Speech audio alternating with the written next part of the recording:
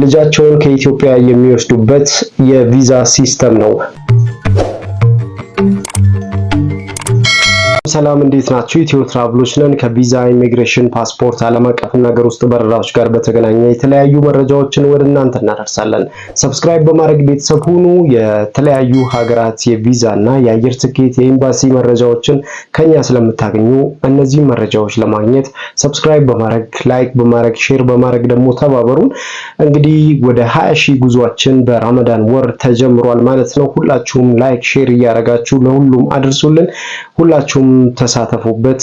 ረመዳን ሳይወጣ 20,000 ሰብስክራይበር እንደ ቻሌንጅ ጀምረናል ማለት። አሜሪካን የፋሚሊ ቪዛ ነው። 4 መስፈርቶች አላቸው። እነዚህ አሜሪካን የፋሚሊ ቪዛ IR2 የሚባለው የመጀመሪያው ቪዛ እድሜያቸው ከ21 ዓመት በታች የሆኑ ልጆችን የምንወስድበት የቪዛ ፎርም አሞላል ነው ማለት ነው። ሁለተኛው ደግሞ CR2 የሚባለው ባል ወይም ሚስት አሜሪካን ሀገር ካለ ልጁን ከኢትዮጵያ የሚወስድበት የቪዛ ፎርም አሞላል ነው። ሁለቱም የተለያዩ ናቸው። ነገር ግን አጠቃላይ የሚሞላበት የቪዛ ፎርም አሞላሉ ወይንም ደግሞ ዶክመንቶቹ ተመሳሳይ ናቸው። ሶስተኛው የF2A የቪዛ ፎርም አፕሊኬሽን ነው። ይሄ አፕሊኬሽን በአሜሪካን ግሪን ካርድ ያላቸው ቤተሰቦች ልጃቸውን ከኢትዮጵያ ወይንም ደግሞ ከመላው ዓለም ላይ ካሉበት ሀገር ልጆቻቸውን የሚወስዱበት የቪዛ ፎርም አሞላል ነው ማለት ነው። ይሄ አሞላል በውስጡ የተለያዩ ዶክመንቶች ይኖራቸዋል። እነዚህን 4 መስፈርቶች ቅድም ላይ ዘረዘርኩላችሁ። የመጀመሪያው IR2 ቪዛ እንዲሁም CR2 ቪዛ፣ በሶስተኛ ደረጃ ላይ ያለው ደግሞ F2A ቪዛ፣ በአራተኛ ደረጃ ላይ ያለው K2 ቪዛ። እነዚህ አፕሊኬሽኖችን ስትሞሉ የዲኤስ 160 ቅጽ ፎርም መሙላት ይጠበቅባቸዋል። በመጨረሻ ላይ ደግሞ የዲኤስ 260 ቅጽ ፎርም ወደ ኤምባሲ ይዟችሁ የሚገባውን ፎርም መሙላት ይጠበቅባቸዋል ማለት ነው። ወላጆች ማሟላት ያለባቸው በእነሱ በኩል ያለው የቪዛ ፎርም አሞላል የመጀመሪያው የባንክ ስቴትመንት ነው። ልጆችን ወደ አሜሪካን የምትወስዱ ከሆነ ከወንጀል ነፃ መሆናችሁን በስቴት ዲፓርትመንት መረጋገጥ ይኖርበታል ማለት ነው። በተጨማሪም ከአሜሪካን ታክስ ፍሪ መሆናችሁን የሚያረጋግጥ ሌተር ወደ ስቴት ዲፓርትመንት ከዛም በኋላ ወደ ኤምባሲ ማስላክ ይኖርባቸዋል ማለት ነው። ልጆቹ የእናንተ መሆናቸውን ደግሞ የሚያረጋግጥ የምርመራ ወረቀት እንዲሁም ደግሞ የዲኤንኤ የምርመራ ወረቀቶችን ማዘጋጀት ይኖርባቸዋል። የልጆች የልደት ካርድ ያስፈልጋል፣ ፓስፖርት እንዲሁም አይዲ ያስፈልጋል ማለት ነው። ኢትዮጵያ ያሉ የሚኖሩበትን አካባቢና እንዲሁም አሁን እያሳደጋቸው ያለውን በጉዲፈቻ እያሳደጋቸው ወይንም ደግሞ በሞግዚትነት እያሳደገ ያለውን አካል ማንነት እንዲሁም የሱን ፍቃድ የሚያሳይ የፍርድ ቤት ወረቀት ማቅረብ ይኖርባቸዋል ማለት ነው። እነዚህን ዶክመንቶችን ማሟላት ይጠበቅባቸዋል። እድሜያቸው ከ21 ዓመት በላይ የሆኑ ልጆችን ደግሞ ለመውሰድ የተለያዩ ዶክመንቶችን ማሟላት ይኖርባቸዋል ማለት ነው። የመጀመሪያው ነገር የቪዛ አፕሊኬሽን ሲስተሙ ሙሉ በሙሉ የሚቀየር ይሆናል ማለት ነው። IR2 የቪዛ ሲስተም ስናይ የሚያስፈልገው የዶክመንት አይነት የአሜሪካን ግሪን ካርድ ወይም ደግሞ መኖሪያ ፍቃድ ያለው ባል ወይም ሚስት እድሜያቸው ከ21 ዓመት በታች የሆኑ ልጆችን ለመውሰድ የልጆች ፓስፖርት ያስፈልጋል። የ6 ወር ያለው መሆን አለበት። ኤክስፓየር ዴቱ 6 ወር የቀረው መሆን አለበት። እንዲሁም ደግሞ የልደት ካርዳቸው ያስፈልጋል። በሞግዚትነት ልጆቹን እያሳደገ ያለው ቤተሰብ ፍቃድ ወይንም ደግሞ መኖሪያ አይዲ ያስፈልጋል ማለት ነው። በመጨረሻም ደግሞ የምርመራ ክፍያዎችን እንዲሁም የተለያዩ ፎርም የሞላችሁበትን የዲኤስ 160 ቅጽና የዲኤስ 260 ቅጽ ወደ አሜሪካን ኤምባሲ አዲስ አበባ የሚገኘው በኢንተርቪው ሰዓት ወይንም ደግሞ ለምርመራ ለተለያዩ የዶክመንት ማሟላት ጥያቄዎችን ለማሟላት የምትከፍሏቸው ክፍያዎች ይኖራሉ ማለት ነው። ሁለተኛ ላይ ያለው የሲአር ቱ ቪዛ ሲስተም ነው። እድሜያቸው ከ21 ዓመት በታች ሆነው ባል ወይም ሚስት በተናጠል ልጆችን ወደ አሜሪካን የሚወስዱበት ከሆነ የሜዲካል የምርመራ አይነቱን እንዲሁም ደግሞ የዲኤስ 160 ቅጽ ፎርም በሁሉም የቪዛ አፕሊኬሽኖች ላይ በአራቱም ማለት ነው ይሞላል ማለት ነው። እነዚህን ከሞላችሁ በኋላ የምትከፍሏቸው ክፍያዎች አሉ። በነገራችን ላይ ለአራቱም የቪዛ አፕሊኬሽን ሲስተሞች የምትከፍሉት ክፍያ ተመሳሳይ ነው። ክፍያውን እነግራችኋለሁ ማለት ነው። ቅድም ላይ ሳልገልጽላችሁ ያለፍኩት የእናንተን የጋብቻ ወረቀት ያስፈልጋል። የኒካህ ወረቀት ወይንም ደግሞ የ80 የጋብቻ ውል ወረቀት ያስፈልጋል ማለት ነው። እነዚህን የጋብቻ ወረቀት፣ የልደት ካርድ እንዲሁም የባንክ ስቴትመንታችሁን አውተንቲኬት የተደረገ መሆን አለበት። ኢትዮጵያ ካላችሁ በውጭ ጉዳይ ሚኒስቴር ልጆቹ ኢትዮጵያዊ መሆናቸውን የሚያረጋግጥ የልደት ካርድ፣ ፓስፖርት እንዲሁም የጋብቻችሁ ህጋዊ መሆኑን የሚያሳይ የውጭ ጉዳይ ሚኒስቴር ካሳንቺስ የሚገኘው ማለት ነው አውተንቲኬት ማድረጉን እርግጠኛ መሆን አለባችሁ፣ ኤምባሲ ቀጠሮ ከማስያዛችሁ በፊት ማለት ነው።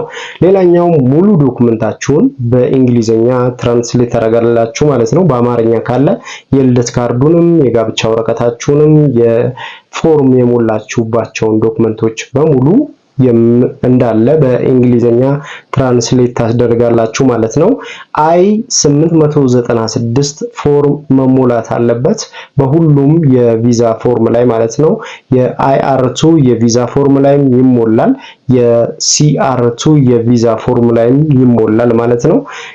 እንዲሁም ደግሞ ኤፍ2ኤ የቪዛ ፎርም ላይ፣ ኬ1 ላይም ደግሞ የቪዛ ፎርም ላይም 96 ፎርም መሞላት ግዴታ አለበት ማለት ነው። ያለበለዚያ ኤምባሲ ቀጠሮ ማስያዙን ከሞላችሁ በኋላ የመጀመሪያ የምትከፍሉት ክፍያ የአይ 130 ቅጽ ፎርም የምትሞሉበት $535 ነው። ይሄም ደግሞ መሆኑን የሚያሳይ የዲኤንኤ ምርመራ እንዲሁም ደግሞ የተለያዩ ፍቃዶችን የምታስፈቅዱበት ወይንም ደግሞ ልጁን ወደ ምርመራ ክፍል ለመውሰድ የምትከፍሉበት ማለት ነው። ለምሳሌ ልጁን ማስመርመር ይኖርባቸዋል። የዲኤንኤ ምርመራ ውጤት ያስፈልጋል።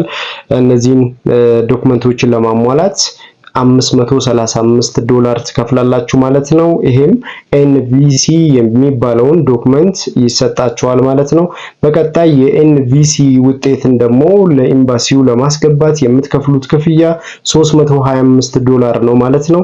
በቀጣይ የዲኤስ 160 ቅጽ ፎርም ከሞላችሁ በኋላ እነዚህን ሁለት ስቴፖችን ካለፋችሁ በኋላ የመጀመሪያው አይ 130 ቅጽ ፎርም ከሞላችሁ በኋላ ቪሲ ማለትም አጠቃላይ የሜዲካል ምርመራ ካደረጋችሁ ወይም ደግሞ ያንን የሜዲካል ምርመራችሁን ለኤምባሲው አያይዛችሁ ለማስገባት $325 ትከፍላላችሁ። በመጨረሻም የዲኤስ 160 ቅጽ ፎርምን ሞልታችሁ የምትከፍሉት የጤና የምርመራ ወረቀት ወይም ደግሞ ለኤምባሲው ቀጠሮ ታስይዛላችሁ ማለት ነው። ለኢንተርቪው ነው የምትገቡት። በኢንተርቪው ሰዓት ልጆቹን የባዮሜትሪክ አሻራ አይሰጡም። ነገር ግን ኢንተርቪው ሊጠየቁ ይችላሉ። አንዳንድ ኢንተርቪው ላይጠይቋቸው ይችላሉ። እንደ ልጆቹ ሁኔታ የሜዲካል ስታተሳቸውን አይተው ላይጠይቋቸው፣ በአካላዊ ጉዳት ካለባቸው ልጆች ላይ ጠየቁ ይችላሉ። ነገር ግን አንዳንዴ ሊጠይቋቸው ይችላሉ ማለት ነው። ወላጆች ግን በኢንተርቪው ሊጠየቁ ይችላሉ። በነገራችን ላይ ኢትዮጵያ የሌሉ ከሆነ ወላጆች በአሜሪካን ጥያቄዎች ይቀርብላቸዋል። እነዛን ጥያቄዎች በኦንላይንም ሊመልሱ ይችላሉ ማለት ነው። የጤና ምርመራ ያስፈልጋቸዋል። ፓስፖርት 6 ወር እና ከዛ በላይ መሆን አለበት። የልደት ካርድ ያስፈልጋል። የጋብቻ ወረቀት ውል ያስፈልጋል። ወላጅ ልጅ መሆናቸውን የሚያረጋግጥ ኢትዮጵያዊ ሰርቲፊኬት ያስፈልጋቸዋል። ይህም የጤና ምርመራ ያስፈልጋቸዋል። የታደሰ ፎቶግራፍ፣ ጉርድ ባክግራውንዱ ነጭ የሆነ የልጆቹ ፎቶ ያስፈልጋል ማለት ነው። አራስ ከሆኑ ደግሞ ልጆቹም ፎቶ ማንሳት ግዴታ ያስፈልጋል ማለት ነው።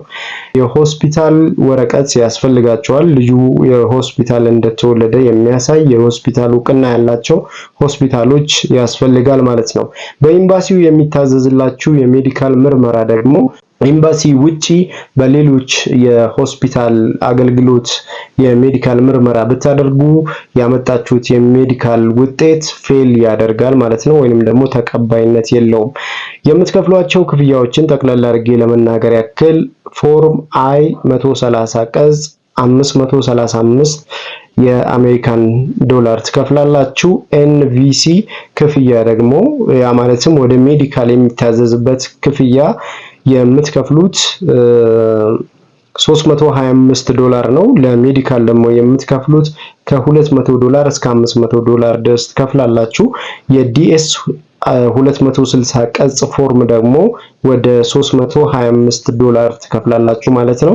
እነዚህን ፎርም ከሞልታችሁ ነው እንግዲህ ልጆቻችሁን ወደ ኤምባሲ ማስገባት የምትችሉት ማለት ነው። በነገራችን ላይ ዲኤስ 160 ቀጽ አይከፈልበትም፣ በነፃ ነው የምትሞሉት። ነገር ግን ካለፋችሁ የዲኤስ 160 ቀጽን ካለፋችሁ ለዲኤስ 260 ቀጽ ላይ የምትከፍሉት ክፍያ ነው ማለት ነው። መጀመሪያ መክፈል አይቻልም፣ ምክንያቱም ዶክመንታችሁን አይተውት ግራውንድ ከሌለው ልትወርቁ ስለምትችሉ የመጀመሪያውን የዲኤስ 160 ቀጽ በየትኛውም ኤጀንት በኩልም ብትሄዱ ወይንም በራሳችሁ አፕላይ ብታደርጉት ክፍያ የለውም ማለት ነው። ከ16 ዓመት በታች የሆኑ ልጆች ለኢንተርቪው ላይ ቀርቡ ይችላሉ። ቅድም ላይ እንደነገርኳችሁ ነው። እድሜያቸው ግን ከ16 ዓመት በላይ ከሆኑ ግን ልጆቹ ኢንተርቪው ሊቀርቡ ይችላሉ ማለት ነው። ከናንተ ጋር ያላቸው ግንኙነት ምን ይመስላል የሚሉትን ዶክመንቶችን በእንግሊዝኛ ትራንስሌት አድርጋችሁ ማቅረብ ይጠበቅባችኋል። በሌላኛው ከቤተሰብ ጋር ያላችሁ አታችመንት በፎቶ በቪዲዮ ሰፖርት መደረግ አለበት።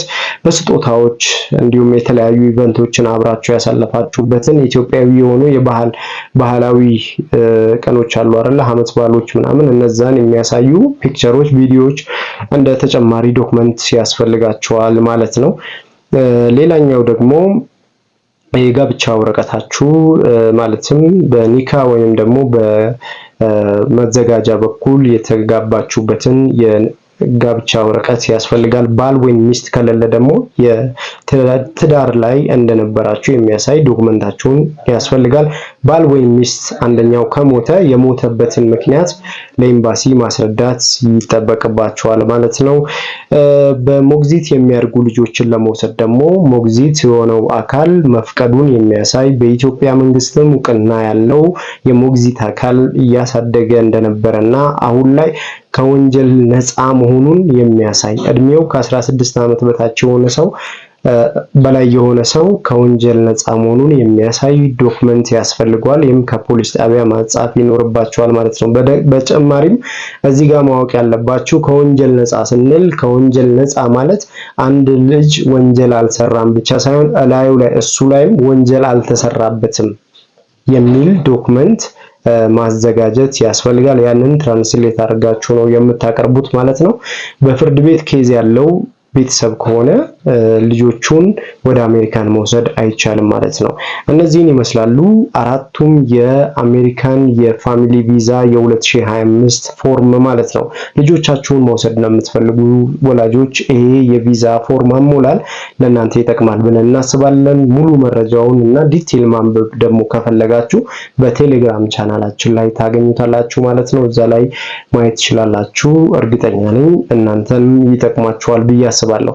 በነገራችን ላይ በአሜሪካን የምትኖሩ ኢትዮጵያውያን ልጆቻችሁን ወደ አሜሪካን ማምጣት የምትፈልጉ ሰዎች ካላችሁ አሜሪካን ሀገር ላይ ዋሽንግተን ዲሲ ቢሮ አለን። እኛን ማግኘት ትችላላችሁ። በዚህ ቁጥር ዋትስአፕ ላይ እኛን ደውሉልን። ተጨማሪ የቪዛ ማማከር ስራዎችን እንሰራለን ማለት ነው። ኢትዮጵያም ያላችሁ በዚሁ ቁጥር ላይ በቀጥታ በኢትዮጵያ ስልክ ደውላችሁ እኛን ማግኘት ትችላላችሁ ማለት ነው። በዋትስአፕ ላይ በመላው ዓለም ላይ ያላችሁ ሰዎች ደውላችሁ ሐሳብ፣ አስተያየት፣ ጥያቄያችሁን ማቅረብ ትችላላችሁ። በተጨማሪም ኮሜንት ላይ ብታስቀምጡልኝም አየዋለሁ። ላይክ ሼር አድርጉ ለሁሉም እንዲደርስ ማለት ነው። አብራችሁኝ ስለነበራችሁ አመሰግናለሁ። ሰብስክራይብ በማድረግ ቤተሰብ ሁኑ። ጥያቄ አስተያየት ካላችሁ እቀበላለሁ። መልካም ሁሉ በያላችሁበት ተመኘን።